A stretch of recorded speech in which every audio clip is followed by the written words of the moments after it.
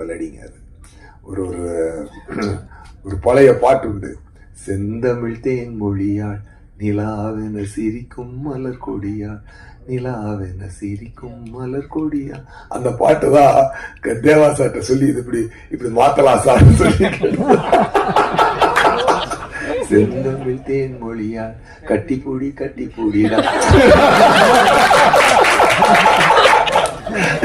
ஏன் உங்களுக்கு எத்தனையோ ஒரு கிளாமர் சாங் வந்திருக்கு, ஆனா ஏன் உங்களுக்கு அது ஈர்க்குது அப்படின்னு சொல்லி பாத்தீங்கன்னா, அது ஒரு அருமையான ஒரு பொயட்டிக் சாங். அது அந்த பொயட்டிக்கான ஒரு சாங்ல இருந்து எடுத்த மெலடின்றதுனால அந்த மெலடி அப்படி உள்ள புகுருது, ஆடியன்ஸுக்குள்ள அப்படி புகுருது. அது ஒரு வார்ம் ஃபீல் ஒன்று கிரியேட் பண்ணுது.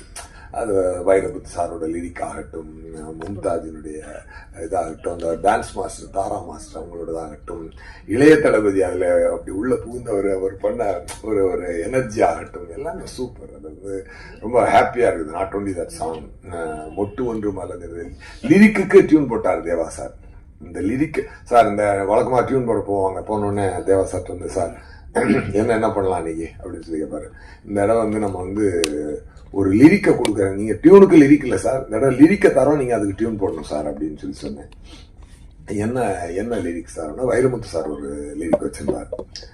மொட்டு ஒன்று மலர்ந்திடம் மறுக்கும், முட்டும் தென்றல் அதை மெல்ல திறக்கும், இது மலரின் தோல்வியா இல்லை காற்றின் வெற்றியா, கல்லுக்குள்ளே சிற்பம் தூங்கி கிடக்கும், சின்ன ஊழி தட்டி தட்டி எழுப்பும், இது கல்லின் தோல்வியா இல்லை ஒளியின் வெற்றியா.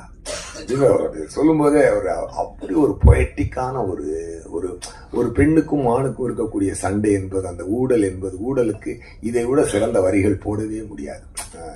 மேகம் என்பது மழை முடிச்சு காற்று முட்டினால் அவிழ்ந்து கொள்ளும், காதல் என்பது இரு மனம் முடிச்சு கண்கள் முட்டினால் சேர்ந்து கொள்ளும். அந்த மாதிரி ஒரு எக்ஸ்ட்ராடினரி லைன்ஸ். இதெல்லாம் அதுக்கு நான் இப்போ தேவா சார்ட்ட கேட்டேன், அந்த பழைய பாட்டுக்கு இல்லையா, மொட்டு சிட்டுக்குருவி அந்த மாதிரி வேணும் சார் அப்படின்னு சொல்லி கேட்டேன். தேவா சார் ரொம்ப அழகா அந்த டியூனை போட்டு கொடுத்தார். அமைந்தது சார், இந்த படத்துக்கு அனைத்தும் அமைந்தது.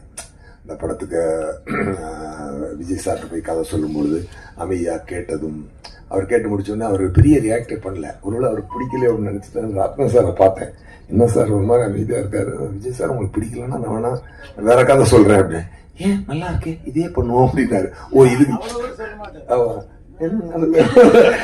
ஏங்க நல்லா இருக்குன்றதுக்கு இதான் ரியாக்ஷன், நமக்கெல்லாம் கொஞ்சம் வாய்ப்பு கொடுக்கணும் சார் அப்படின்னு சொல்லி அப்படி ஒரு பிரமாதம். ஆமா, அப்படி ஒரு பிரமாதமான ஒரு அனுபவம்.